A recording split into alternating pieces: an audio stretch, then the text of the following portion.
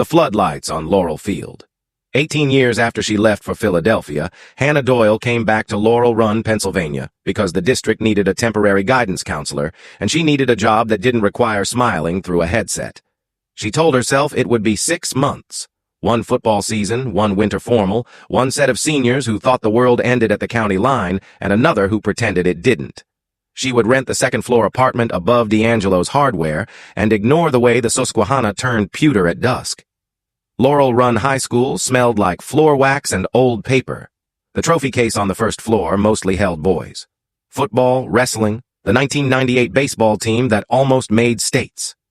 The guidance office was a converted storage room with a window that looked out over Laurel Field, the football stadium, where 4 floodlights rose on steel poles and made a square that could be seen from the highway.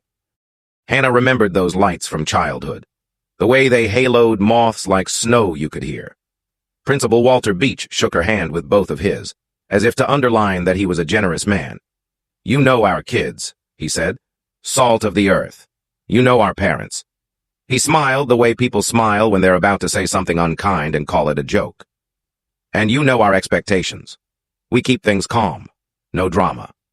"No drama," she echoed, thinking of the summer she left, the rumor that swallowed her best friend Grace Keller and spit her out with a different last name 2 counties over.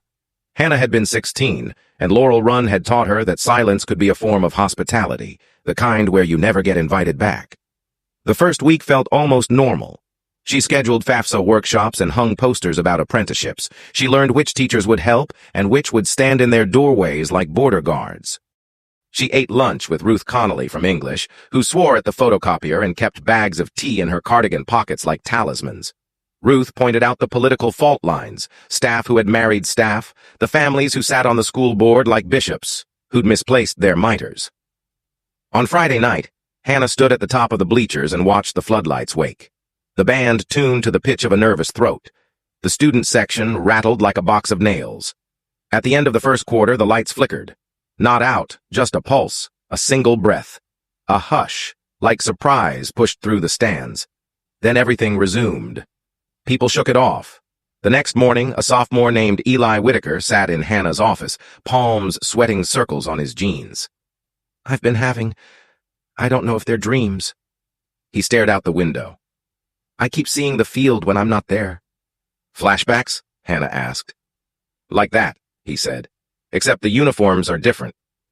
And the scoreboard's on the wrong side, and the floodlights are closer." He glanced at her, embarrassed. "I know it sounds dumb." "It doesn't," she said. "A brain under stress makes loops. Is there a stressor?" He hesitated. "My uncle says the game is for the town, not for the kids." He laughed once without humor. "My uncle's on the school board." Hannah gave him grounding exercises. Breathe in for 4, hold for 4, out for 6. Tap your fingers 1, 2, 3, 4 on the knee. He did it. It helped. He left with a hall pass and a look like you get after the first clean swallow of water in a long time. That afternoon, Hannah found a box in her office she did not remember moving. A banker's box with a red string around it, labeled Archives Field CORR. Inside, typewritten letters on school letterhead, all dated in late autumns long past. Complaints about light spill onto neighboring properties. An electrician's invoice for replacement ballast capacitors. A single sheet in a different font. Incident OCT. 12. 1989 temporary loss of power during halftime resolved. And a handwritten note clipped to the page. "Don't pull this. We need the lights more than the game." No signature, just initials. G.K. Grace Keller. Hannah's throat went hot. She hadn't said Grace's name out loud in years. That night she Googled from her thin mattress above the hardware store. Nothing useful. Just an alumni page with yearbook photos and a Facebook group ruled by chain-smoking grandmothers who posted prayers in all caps. Still awake at 1:07, she heard the stadium come on. Not a sound exactly, more like an ache in the air. She sat up, slid on sneakers, and walked the 3 blocks to the field. The floodlights were blazing, the gate was chained, the scoreboard was dark, but the turf glowed the way water glows when the moon forgets itself. A figure stood at the 50-yard line. A girl in an old cheer sweater. Hannah couldn't see her face. The girl lifted an arm, a small movement, like a wave you'd give someone you weren't sure wanted it. Hannah raised her hand in answer. The lights pulsed once. The girl lowered her arm. The lights clicked off. The field went blind. On Monday, Ruth closed the door to Hannah's office and said, You shouldn't be at the field after hours. How do you know I was at the field? Everyone knows when those lights go on. Ruth sat. You're not the first person they've called. They! Ruth searched her face as if choosing which version of the truth to offer. The field keeps what the school can't. The town pretends boys make this place. But those lights drink our names. When they flash like that, it's because somebody wants out. Somebody? Ruth's mouth twitched. Or somebody. Hannah didn't say Grace's name. Saying it out loud would make it sound like superstition or guilt. She paged through the archive box again and found a memo addressed to the principal, dated the week after the 1989 blackout. We cannot risk another incident during homecoming, it read. If the girls insist on their protest, bar them from the field. Girls, protest. Grace had always been the kind of girl who brought a second sign to a rally in case someone forgot theirs. That afternoon, Principal Beach asked Hannah to join a meeting with the school board liaison, a man named Nolan Pike, whose suit fit like a warning. He smiled the way law firms smile in late-night commercials. We've had reports, he said, that certain counselors are encouraging students to explore feelings that might be better. Contained. Containment has a cost, Hannah said calmly. It accrues interest. Pike's smile cooled. We're proud of our tradition here. Friday nights are our center. We can't have panic. We can't have rumor. He folded his hands. We can't have lights shutting off because a few girls get ideas about fairness. Are the lights connected to fairness? Hannah asked mildly. He stood to go. Everything here is connected. It's a small town. The following Friday, Hannah sat with Ruth under the press box. The band drilled lines into the field. The air put its hand on your shoulder, the way October does. The game ground into itself. Laurel Run was down 3 in the 4th, the whole town leaning forward like they could pull the ball by wanting it, then flicker, flicker. The lights sagged and surged. Players froze, scattered like chess pieces unsure of the rules. The referees blew whistles that couldn't be heard. Hannah watched the girls on the sidelines. One of them, a junior named May Carswell, tilted her chin up as if listening to something above hearing. The lights went out. Darkness is not absence. The crowd murmured. People rustled for phones. Somewhere a child cried. In the pocket of dark, Hannah heard it. Chanting. Not loud. A braided sound, like a prayer whispered into mason jars and shelved. She followed the sound with her eyes and saw in the southwestern corner, under the 4th pole, a small crowd no one else seemed to see. Girls in old sweaters. A woman in a denim jacket. A line of faces arranged like a timeline. The chanting wasn't words. It was a rhythm. 1, 2, 3, 4. The lights flared. The game resumed as if nothing had happened. But May glanced up at Hannah on the bleachers with a look that said, I know you heard it too. On Monday, May asked to switch from chemistry to welding. My stepdad says that's for boys, she said, one shoulder braced against the guidance doorframe as if expecting a shove. Your stepdad doesn't get a vote on your elective, Hannah said. You do. May signed the form with a decisiveness that made Hannah want to applaud. As she slid the paper back, May said too casually, Is it true the lights used to go off for Grace Keller? It wasn't a question Hannah had prepared for. What did you hear? That she tried to get the cheer squad to walk out at homecoming because the boys were getting new uniforms and the girls were told to keep their skirts tight and their voices tighter. That she got barred from the field. That she fell. May's voice thinned. Some people say she jumped. Some people say she was pushed. Hannah swallowed. Grace left town. That what they told you? May's smile didn't reach her eyes. Sometimes leaving looks like falling. The next time the lights pulsed, Hannah didn't go to the bleachers. She went to the maintenance shed and found the breaker room, rows of switches, a panel labeled Field A, B, C, D. Behind the panel, a corkboard hung with laminated cards, emergency procedures, vendor numbers, a faded Polaroid of the 1989 homecoming court. Hannah pressed her thumb to the photo's white margin like a mourner's kiss. The door creaked. Walter Beach stood there with an expression that tried to be paternal and landed somewhere nearer to Priest. We leave that door closed on game nights, he said. Someone keeps opening it. He exhaled through his nose. You were always the kind of girl who wanted to see how the sausage is made. I was the kind of girl who thought the sausage might be people, she said. He flinched. Hannah, I like you. I hired you. But don't stir the dead. We don't have the budget for it. What happened to Grace? He looked at the breaker panel as if the switches could answer for him. "She misunderestimated the edge," he said finally. "We all do once." The homecoming game arrived with a sky the color of a bruise that's almost better. May's welding teacher let her borrow a face shield for the parade, and she wore it pushed up like a visor while the boys in suits and girls in sparkly dresses tried not to slip on the track. Hannah stood at the fence with a clipboard she didn't need. The field hummed. She could feel the lights in her teeth. At halftime, the announcer's mic cut out. A hush moved through the band like wind through bolted corn. The cheerleaders froze mid-formation. May, at the end of the line, lowered her arms. Then, in the southwestern corner, the chanting started again. This time the crowd heard it. People turned, confused. Phones lifted. The lights flickered once, twice, went black.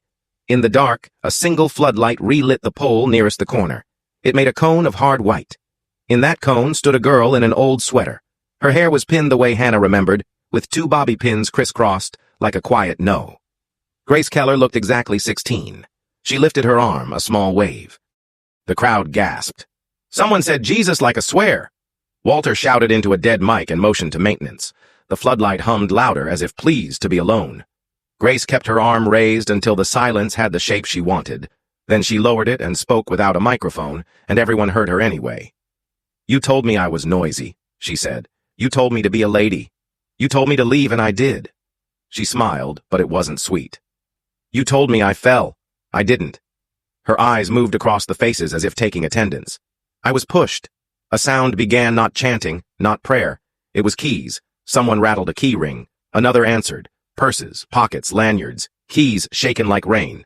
Hannah felt it in her ribs. The girls along the sideline lifted their chins. Ruth stood at the fence and cried without wiping her face. The other floodlights came back on in a slow, stubborn sequence. The crowd tried to remember how to be a crowd. Walter recovered the microphone. "Fun little homecoming surprise," he said, voice too bright. "Let's give it up for our alumni performers." His smile was that particular kind of male, damage control as performance art. Grace's light held a half-beat longer, as if to make sure the lie landed, then clicked off. When the field relit, she was gone. On Monday, Nolan Pike and 2 board members sat Hannah down in the conference room with the photo of the old mill on the wall. "We're receiving reports that you've been speaking ill of the district at public gatherings," Pike said. "That you've been encouraging students to dramatize rumors. That you've been trespassing in maintenance areas." He pushed a paper across the table. A performance plan that would make silence her primary duty. Hannah folded the paper in half. "I'm not the lights," she said. "I can't turn them off. I'm just the line." "The what?" "The connection." She looked at the men and thought of breaker panels and keys and how a town defines good by who is comfortable. "The girls need a way to call out." "The girls need to cheer," the second board member said.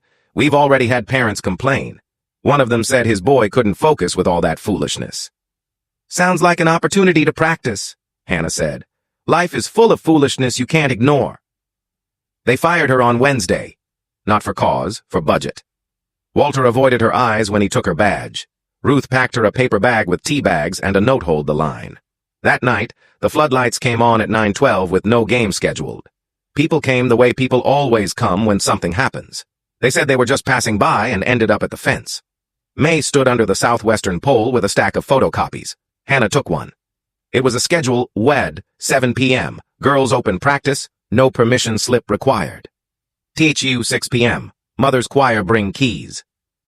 The district sent an email scolding unauthorized use of facilities. The town came anyway. 20 girls lined up along the sideline and learned to hold their arms steady, even when men shouted from the parking lot that they were an embarrassment. 50 women stood in the south end zone and shook their keys until the field became a planetarium of small suns. The lights flickered like applause. A week later, a reporter from Harrisburg showed up with a camera that made everyone self-conscious about their posture. Hannah did not speak on record. She didn't have to. The girls did. May said, "We live here too." Another girl said, "I'm tired of being told my voice is a hazard." A mother said, "My daughter won't be a lesson taught in whispers." Ruth said, "I teach English. Words are our home games." At the next board meeting, held in the cafeteria because the auditorium was being renovated, a man stood at the microphone and said, "This is not about lights. This is about outside agitators." A 6th grader in a Laurel Run hoodie took the mic and said, hands trembling and voice clear, "I live on Chestnut Street. I'm inside. The room went quiet for the holy 4 beats it takes to realize a child has identified a truth you were trying to pretend didn't speak your language. Not all endings are satisfying. Nolan Pike kept his seat.